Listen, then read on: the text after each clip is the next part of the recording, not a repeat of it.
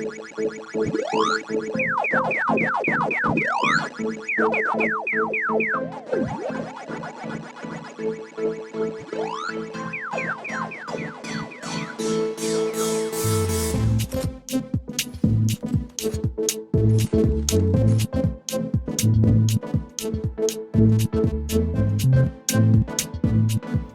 what's up? Welcome to today's episode of Gaming in My Mama's House. My name is Super Dave, and today we are playing Project Cars 3.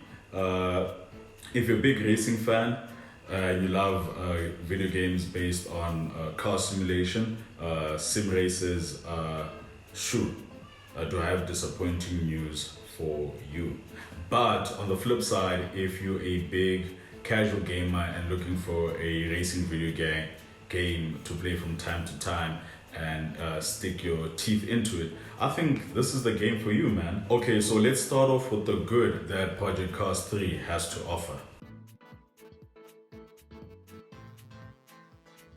One thing I loved about Project Cars 3 is that the gameplay, more than anything, is super easy. It's just you and the road with the different viewpoints in which you can view the car. I normally take the viewpoint from the back. I don't know why that is, but ever since I've played racing video games, I've always taken that view of driving while you see the back of the car.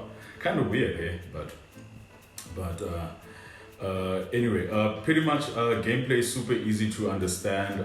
Instead of the game using the normal racing line, the adaptive racing line that we've grown accustomed to in racing video games, they've got this new system that they use, which is it's like can I call it a point? Not like point system as in you gain points, but like you have to hit like certain points along the track. Then there's obviously a marker to tell you when to brake. If you don't toggle with the settings, the braking in this game is very easy. It's like it's super assisted. So if you want to take that away, you can think just for it to have a proper feel for the brakes on your DualShock controller. Then just toggle with the settings there. But from a gameplay point of view, super easy, and it's also super easy to accomplish the different tasks and challenges that the game throws at you from one race to another. Like especially they love cornering for some strange reason, and everyone who picks up this game ends up being a really good corner master, because without you even noticing it while you play the game, you're always like hitting your marks, which is I find that really really cool. But that's just me. That's just me. Yeah, and I feel like highlighting that the gameplay is super easy, even from like traditional racing simulators like Gran Turismo, where you get super punished for like if you crash the car and you take on damage and you have to use the currency that you earn within the video game to repair that car. Here it's like one big bumper car video game, but with actually really nice cars in it, man. The career mode is also quite lengthy.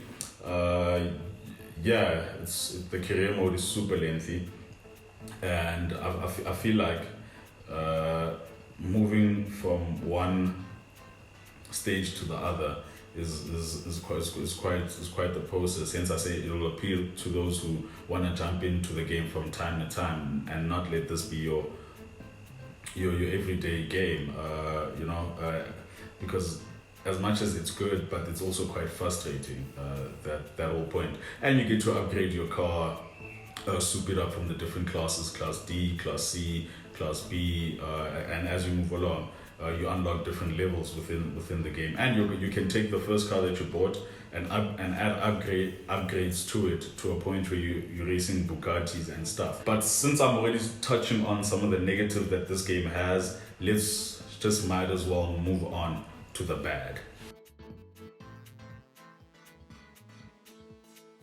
First and foremost, the bad of the video game is that there's no consistency in terms of the AI. Winning a race, there's some races are just super easy to win, and you can bumper car your way into a victory, just provided that you always take the racing line. when in a race. So yeah, that's a tip I can give you. And some races are incredibly impossible to win, especially those in the wet, where you start off in the wet and the race ends in the dry. Those races are impossible to win. But that's from my point of view and what I experienced while playing the game. So from an AI point of view, the AI is very very very inconsistent. And I talked about the graphical damage, where like in proper racing simulators, if you crash your opponents, the car takes damage. Here, if you crash, you can, with a simple restart, your car is brand new. Yes, you will get penalized if you do an overtake outside the racing track, and if you take on like try to overtake on the grass, the game will bring you back, which is something I really liked. I like that. I don't like the grind in order for you to unlock new cars within the game. You know what I really loved about Gran Turismo is that Gran Turismo would throw you with free cars after maybe 2 races. You earn a free car, you earn a reward. Whereas here, the XP and the rewards, I don't see what they give you. Yes, you get you earn XP, you level up, and as you level up, you unlock more cars. But the really cool thing about Gran Turismo is that Gran Turismo would throw you with a Porsche, an old Porsche,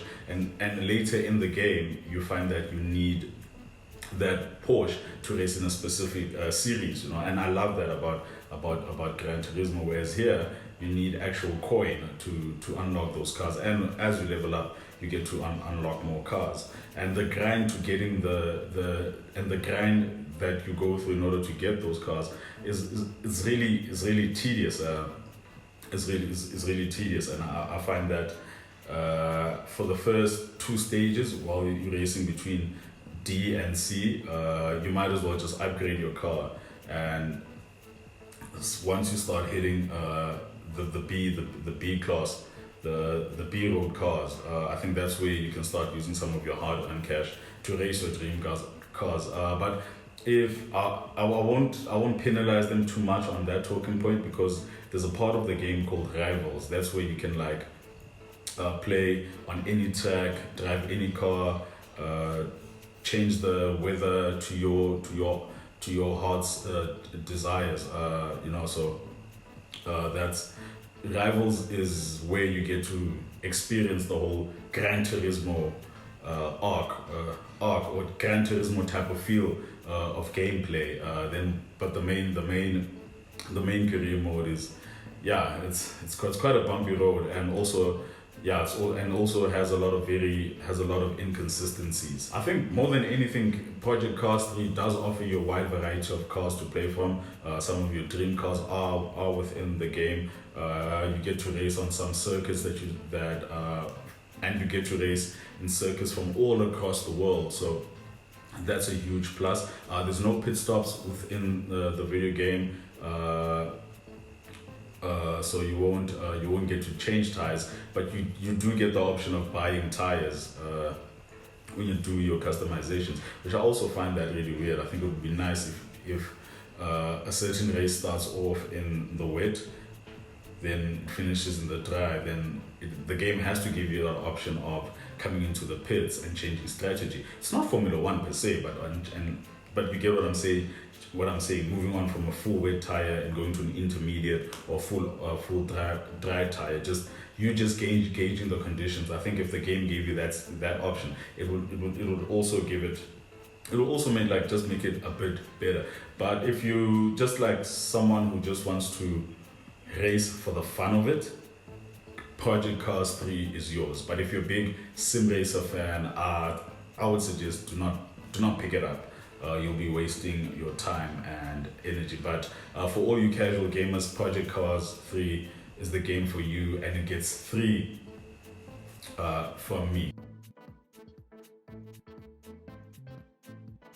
Let me know in the comment section below what you think of Project Cars 3. Did the guys at Slightly Mad Studios give us a good game? And yeah, man, don't forget to subscribe And like, my name is Super Dave. This is my mama's house, and this has been another episode of Gaming in My Mama's House.